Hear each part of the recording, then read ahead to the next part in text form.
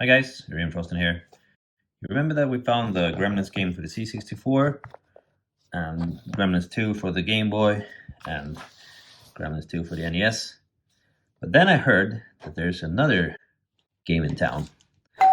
So here's a package that we're going to open today and see what it contains.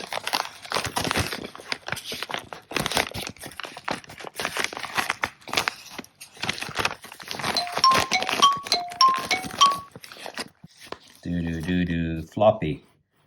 Gremlins game program for Commodore 64 computers.